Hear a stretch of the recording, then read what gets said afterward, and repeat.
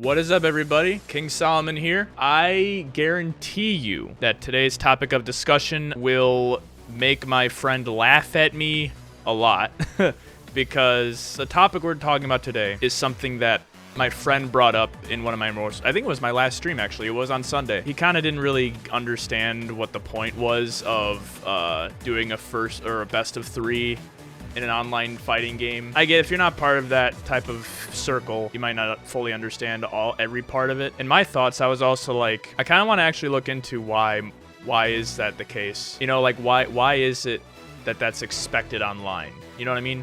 Because, like, in a way, it is an unwritten rule in a specific case, I suppose, but also in certain circumstances, it isn't. That's why I was like, I wanted to talk about it today and try to figure out, you know, why that is. The first thing I did was I also started thinking of, are there other activities that it is expected to do best of three? I did Google this. I'll Google it again. Hold on a second. Yeah, this is not just in video games. It's a lot of different other things. Tennis is one of the biggest ones. A lot of tennis matches and stuff like that, more professional tennis matches actually they do best of five. They also do use best of three sometimes though.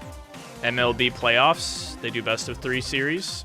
Major League Soccer, first round of the playoffs uses a best of three format. Bowling as well, best of three game format can be used. And obviously, you know, fighting games, and especially the one thing I thought of right away without even Googling it was rock, paper, scissors. There's almost never a time where you play rock, paper, scissors with somebody and it's just the one. It's always best of three. Every single time. But, like, why is that the case? Well, for rock, paper, scissors, a lot of luck is involved, obviously. So, like, you just get lucky. And, like, you know, obviously you can continue to get lucky, but eventually the game has to end. And so the quickest way to marry the two ideas of everyone gets a second chance and to also condense it down so it doesn't take forever, you do best of three. And it's the exact same thing, although a little bit different with fighting games. You see, with fighting games, obviously there requires a lot more skill in fighting games than there are with rock, paper, scissors, but there is still luck involved. And what I mean by luck is there could be a lot of different reasons why you won a match. It could be because you actually outplayed them, but it also could be the other player just, maybe their controller died, maybe, you know, they just weren't expecting it, which I guess is outplaying. But even still, that also brings into question the second chance part of it, where, actually, let me back it up a little bit more. The real reason why in a lot of online fighting games, and just fighting games in general, is expected to do best of three is because that is what happens at tournaments. There are a lot of people that sign up for tournaments. So look at this. This is EVO. This is the biggest fighting game tournament in the world, and it had over 13,000 entrants. 13,000.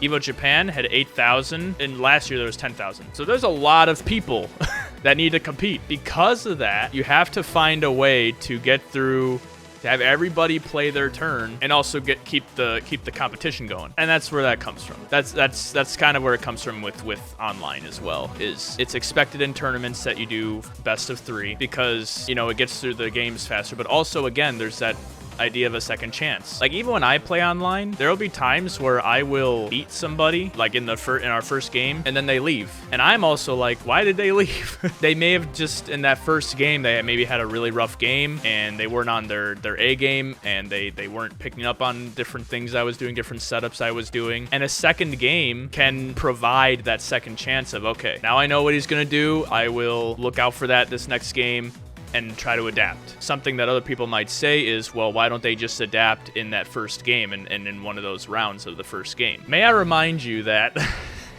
rounds of a fighting game are very short, and also games are also very short. There's a lot of stuff that can happen all at one time that maybe you're not automatically right away prepared for and get wrecked by. That's how fighting games are a lot. A lot of pro players, there will be times where they are destroying people, and there'll be other days where they somehow drop the ball and they mess up. In that specific situation, yeah, I mean, it makes sense why, you know, you would want to play best of three, because it gives both people a second chance to adapt and overcome their opponent. I mean, there have been several times, even for me, where I would lose the first game and then I would win the next two games and win the set. And it's because I was able to adapt to their play style, but then they were not able to adapt to mine. So I got a second chance, and then I beat them, and then they got a second chance.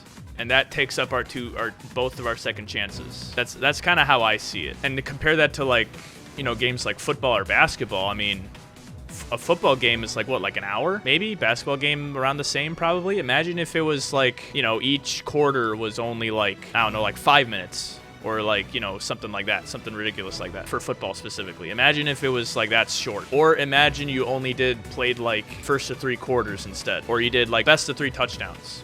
What if that's how it was? I mean, that doesn't seem like that would make much sense. Football games allow for a much longer period of adapting, making adjustments to how you're going to play, making adjustments to what the game plan is, how you're going to get around the defense, how are you going to keep them from the end zone. There's a lot more room for adaptation and adjustments. In fighting games, that's not the case. A round is at most a minute and a half, and sometimes those end in literally seconds. While yes, it does come from fighting game tournaments, it does make its way into fighting games online. So in a way, it is a written rule, but online, obviously, it doesn't work that way. Now, the other thing I wanted to bring up was casual matches versus ranked matches. Casual matches, not expected at all. If you play casual matches, you should not be surprised if you are one and done, because they're supposed to be for, no pressure. You're just trying to play some matches. You're not trying to like, do anything too crazy. You're not trying to like get your rank up, nothing like that. There's nothing on the line for casual matches. Ranked matches, on the other hand, it's ranked. It's specifically designed to be more competitive. If you're going to be engaging in a much more competitive arena, you should expect to play by more competitive rules, which are written by tournaments, which then means you should probably try to follow it. Now, Street Fighter doesn't enforce you to play the full set. People can still quit after the first match or after the second match. They can still quit, but if you're gonna be in a competitive scene like that and you want to improve and you want to grow, it is best to play that full set for growth and getting better as a player. Let me set up a scenario here. Let's say I join ranked in Street Fighter and I come across an opponent that is just, they don't really know how to play against me that first game. If I decide to one and done him, number one, it denies me practice that I could be, trying to fulfill on this character. I could try to like maybe try new combo routes, new tech that I'm working on if I decide to rematch him. And if I don't decide to rematch him, I don't get that practice on that character. Number two, I'm denying him the chance to adapt to me, which then I can practice adapting to someone who's adapting to my playstyle, which in fighting games, that's very important to learn how to do if you want to get good. You need to learn how to adapt and learn how to adapt to being adapted to. It's very integral to the game. Now let's flip it the other way. Let's say I play somebody and they are insanely good, and I lose against this guy. If I decide to one and done that and say, this guy's too good for me, I need to just not go against him again, I am now denying myself the practice of adapting. I'm getting no practice in trying to learn how a person plays, how they set up different scenarios that I have to deal with. I get none of that practice. Now, people will probably bring up, well, Street Fighter 6 also has I never used this mode yet, but it's like the replay mode where you can like go into a replay and then take it over and then try different tech in that match against that specific scenario. But that's not the same as learning it in an actual live match. As someone who also practiced MMA for a little bit, mixed martial arts, people always say live sparring is much better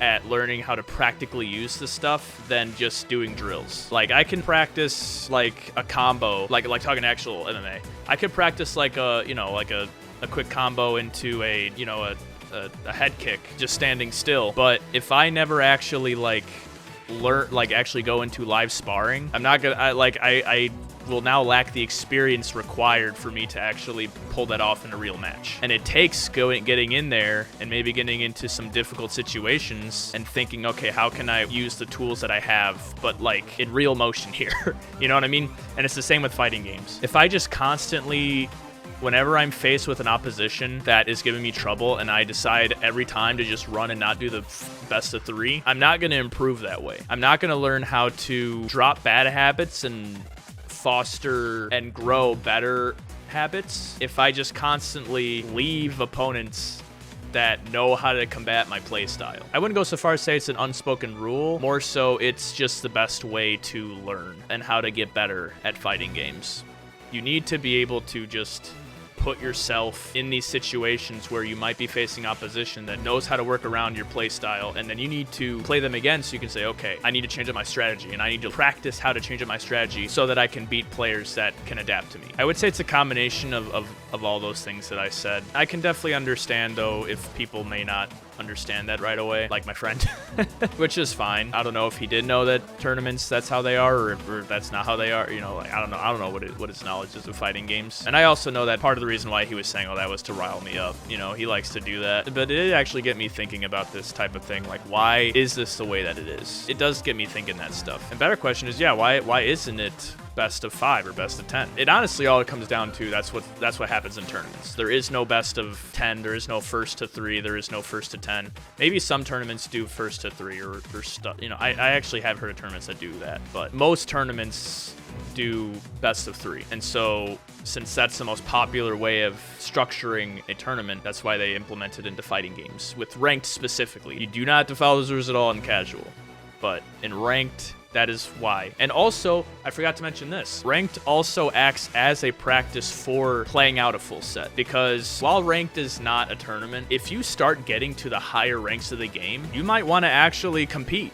You might want to actually be like, you know what? I actually want to try to enter some locals. I want to try to enter some tournaments, you know, and see, you know, how my skill stacks up against, you know, people, you know, in an actual physical live tournament. And in those tournaments, you will have to play by first to 3. Doing ranked and actually going through the full sets is a perfect way of practicing playing through a full set. It's as simple as that. Now, granted, I mean, 99% of people who are going to play Street Fighter or, you know, Guilty Gear, Tekken, Mortal Kombat, they're not going to compete in a tournament. But it's simply just another thing that is good practice to follow those quote-unquote unwritten rules. Am I blowing my friend's chat messages out of proportion? Maybe, but I just thought this would be an interesting topic to discuss and talk about. And I will say this as well. I have seen a lot of pro players that are just playing online with other pro players, and they'll do like first to 5, or sometimes they'll do first to 10. So it's not uncommon to like do more sets, but it is a proven, especially in tournaments, it's just the best